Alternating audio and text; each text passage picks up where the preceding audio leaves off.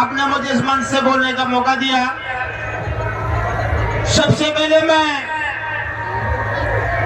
विश्व को शांति का संदेश देने वाले तथागत कारुणिक बौद्ध जी के चरणों में सत सत नमन करता हूँ एवं शिक्षा के अग्रदूत महात्मा ज्योतिबा फुले आरक्षण के जनक साहूजी महाराज भारतीय संविधान निर्माता बोधिसत्व बाबा साहब अम्बेडकर जी के चरणों में नमन करते हुए मैं अपनी बात को यहाँ से शुरू करूंगा।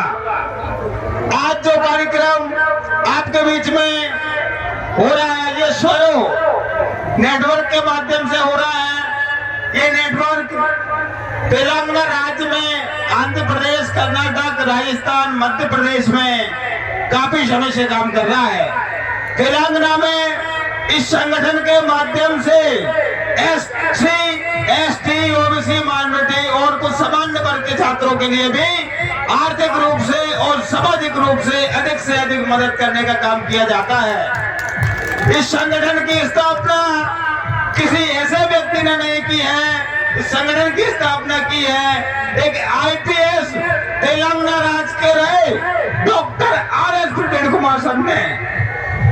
एक IPS पोस्ट आप समझ सकते हैं, एक राज्य में एक मुखिया की पोस्ट होती है। उस पोस्ट पर रहने वाले इस व्यक्ति ने इस समाज के लिए कुछ देने के लिए स्वरों संस्था की स्थापना की है। स्वरों संस्था पूरे देश में शिक्षा के लिए, स्वास्थ्य के लिए और अर्थव्यवस्था के लिए काम करता है। हम आपको बताना चाहते हैं कि स्वरों संस्था आपके उत्तर प्रदेश में माननीय जसवंत सिंह जी के मार्गदर्शन में, चीफ कोऑर्डिनेटर उत्तर प्रदेश जी के मार्गदर्शन में काम कर रहा है। मुझे गर्व है कि उत्तर प्रदेश के अमरोहा जिले के इस तिगरी गांव के धरती पर माननीय जसवंत सिंह जी ने एक स्वरों का कार्यक्रम जो लगाया है, और मैं आपसे वादा करता हूं कि माननीय जसवंत सिंह जी इस समाज के लिए एक बहुत बड़े हीरा हैं, और इस हीरा के साथ में आपको कंधे से कंधा मिलाकर आगे चलने का काम करना है। यदि आप माननीय जसवंत सिंह के साथ में, शिक्षा के साथ में जुड़कर, स्वरों नेटवर्क से जुड़कर काम करेंगे तो मैं आपको ये वादा दिलाता हूँ इस मंच के माध्यम से कि आपकी आने वाली पीढ़ियां कभी भी गरीब नहीं रहेंगी, शिक्षा से वंचित नहीं रहेंगी, किसी भी स्थिति में पीछे नहीं रहेंगी। इसलिए आप सभी को बहुत ही अच्छे से काम करना है। थोड़ा सा मैं स्वरों के बारे में आपको विस्तार से बताना चाहूंगा।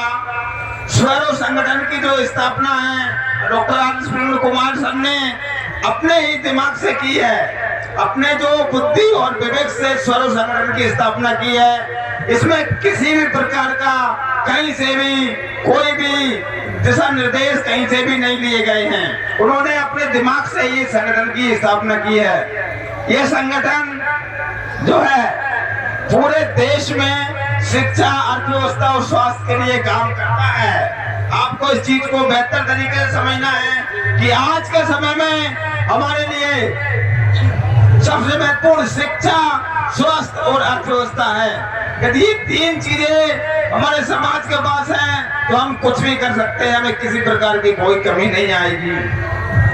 ये संगठन करीब 12 साल से हमारे बीच में है। आदरणीय प्रवीण सर ने इस संगठन को 2012 में स्थापित किया था, जो कि तेलंगाना राज्य में एक आंदोलन शुरू हुआ था। उस्मानिया विश्वविद्यालय है, उस्मानिया विश्वविद्यालय में जो आंदोलन हुआ था वो छात्रों के आंदोलन को लेकर सिर्फ राज्य सरकार भी चिंतित नहीं थी। उस समय में इतना बड़ा आंदोलन था कि केंद्र सरकार भी उस आंदोलन को लेकर हिली हुई थी। उस आंदोलन को शांत कराना, उस आंदोलन को एकदम शांतवा देना किसी के बस की बात नहीं थी। तो उस समय में, वो ऐसे समय में सरकार ने तत्कालीन IG तौर पर काम कर चुके doctor RS Praveen Kumar sir को उस्मानिया विश्वविद्यालय में शांति की रक्षा की निगरानी के लिए विशेष अधिकारी नियुक्त किया।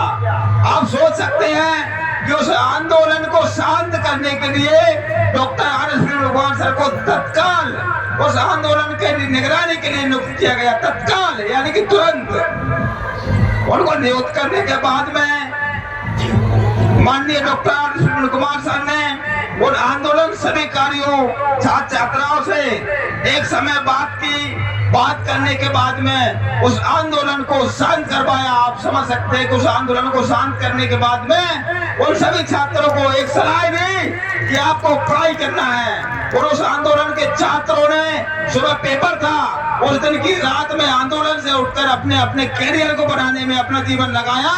उस दिन का दिन है कि आज डॉक्टर सुनील कुमार सर के उस आंदोलन के निकले हुए छात्र कई IG, DIG, SP कलेक्टर भी हैं तेलंगाना राज्य में। इसी के साथ में जो डॉक्टर सुनील कुमार सर की आगे की जो प्रक्रिया रही है, मैं आपको बताना चाहता हूं कि जो 2012 में उन्होंने गुरुकुल विद्यालय सोसाइटी में सचिव के रूप में अपनी जिम्मेदारी संभाली। जैसे कि हमारे इधर विश्वविद्यालय होते हैं, ऐसे ही तेलंगाना राज्य में गुरुकुल स्कूल होता है। तो गुरुकुल में जब उनको सचिव बनाया गया, सचिव का जब उन्होंने कार्यभार संभाला, तो सचिव का तुरंत कार्यभार संभालने के बाद में गुरुकुलों के विकास के लिए गुरुकुलों में जो पहले पढ़ चुके छात्र और प्रेजेंट पढ़ रहे सभी छात्रों के लिए उन्होंने विभिन्न संघों के नाम पर संबंधित जिलों में अलग अलग आयोजित बैठक करते हुए पाया गया।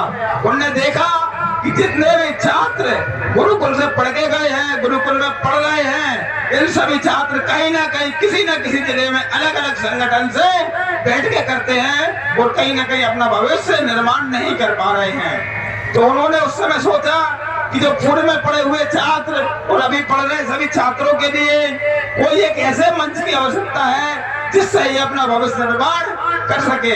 तो उस समय में doctor R Sunil Kumar sir ने सौरव की स्थापना की। सौरव की स्थापना करने के बाद में सौरव संगठन से तेलंगाना राज्य, आंध्र प्रदेश राज्य, कर्नाटक राज्य के सभी छात्रों को एक मंच पे लाने का काम किया। आज उसी मंच पे हम उत्तर प्रदेश के साथ ही मध्य प्रदेश और तेलंगाना से चलकर भी आपके बीच में आए हुए हैं।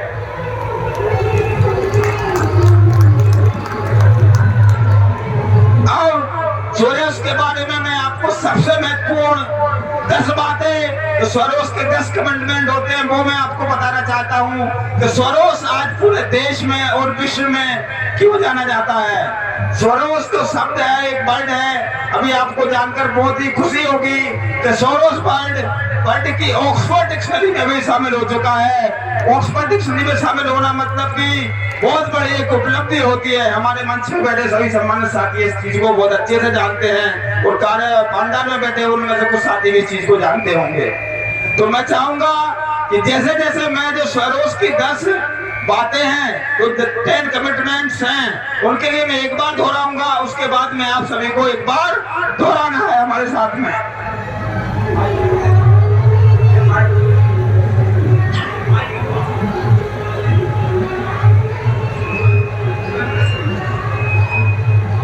चलेगा, जैसा मुझे निर्देश हुए हैं कि हम एक साथ इसको बाद में दोहराएंगे।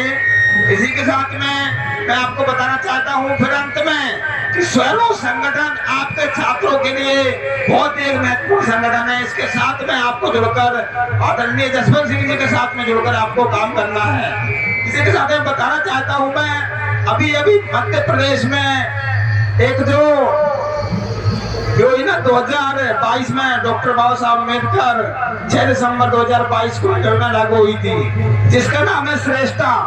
श्रेष्ठा भारत देश की एक पहली ऐसी योजना है जो केवल एक SC वर्ग के लिए लागू हुई है, जिसमें पूरे भारत से 3000 छात्र छात्राओं का सिलेक्शन होता है।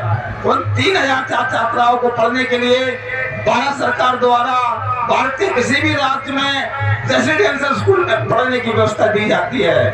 वो क्लास 9वीं और 11वीं के लिए शिक्षा है, यानी कि जो बच्चे 8वीं में पढ़ते हैं और जो बच्चे 10वीं में पढ़ते हैं उनके लिए वो पेपर एक होता है। तो पेपर होने के बाद वो पास हो जाते हैं तो आगे की उनकी स्कूल की पूरी पढ़ाई भारत सरकार करवाती है, जिसमें एक स्कूल की फीस तक करीबन 2 से 2.5 लाख रुपए पर साल होती है।